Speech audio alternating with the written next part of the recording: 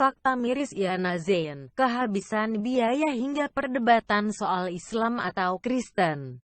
Aktris peran, Yana Zain meninggal dunia pada Kamis tanggal 1 Juni tahun 2017 kemarin.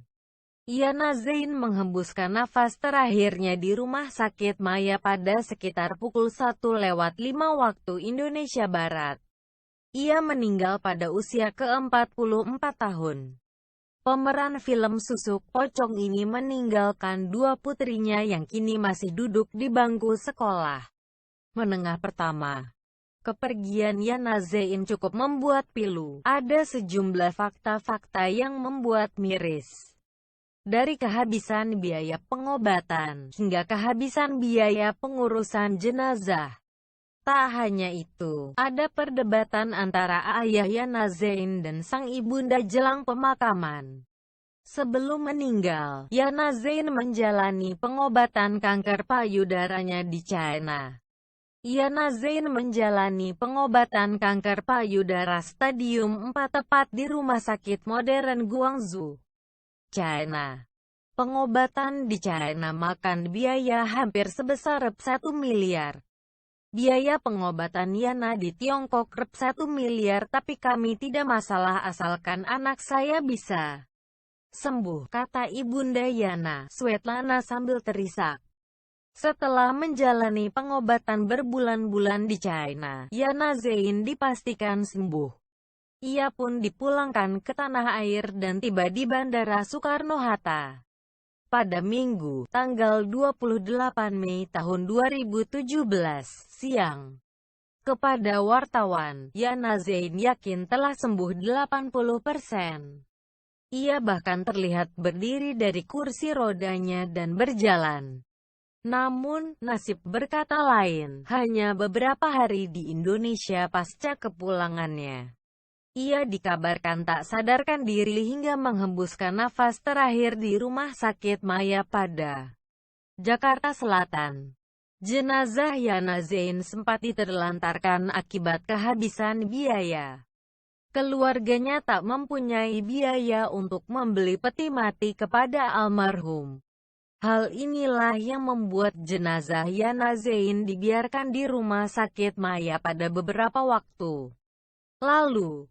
Tepat pada Jumat, tanggal 2 Juni tahun 2017, ayah Yana Zain, Nur Zaman Zain pun muncul dan terjadi perdebatan dengan ibunya, Svetlana.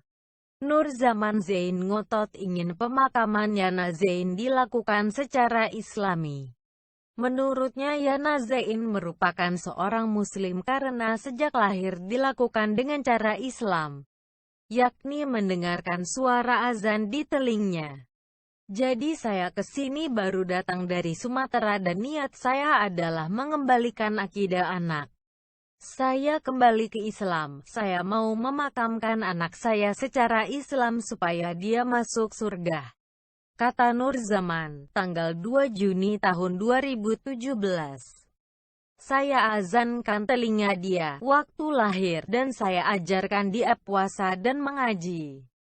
Kalau anak saya meninggal masuk Kristen itu nihil.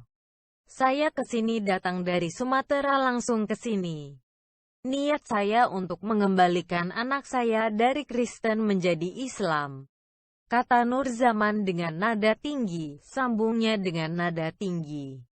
Lain sisi, sang ibunda Svetlana juga tetap bersikukuh ingin prosesi pemakaman Yana Zain berjalan secara Kristen mengikuti agamanya. Ia juga merasa mempunyai hak atas Yana Zain, sebab selama ini jasanya dalam membesarkan putrinya itu.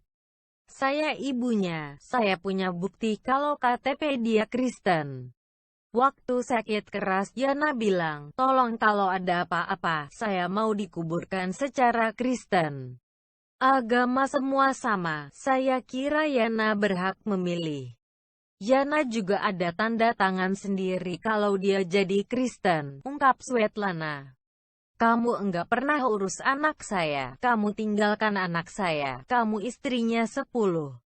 Kamu enggak pernah urus, katanya sambil menjerit. Akhirnya pada keputusan terakhir, jenazah Yana Zain dimakamkan secara Islami mengikuti ayahnya. Namun begitu, sang ibu terlihat histeris ketika jenazah Yana Zain dibalut kain kafan. Histerisnya memecah isi ruangan saat ayat suci Al-Quran dilantunkan di hadapan jenazah Yana Zain. Yana Zain disalatkan di Masjid Baitur Rahman dan dimakamkan di TPU Kampung Kandang, Jagakarsa, Jakarta Selatan, Jumat, tanggal 2 Juni tahun 2017.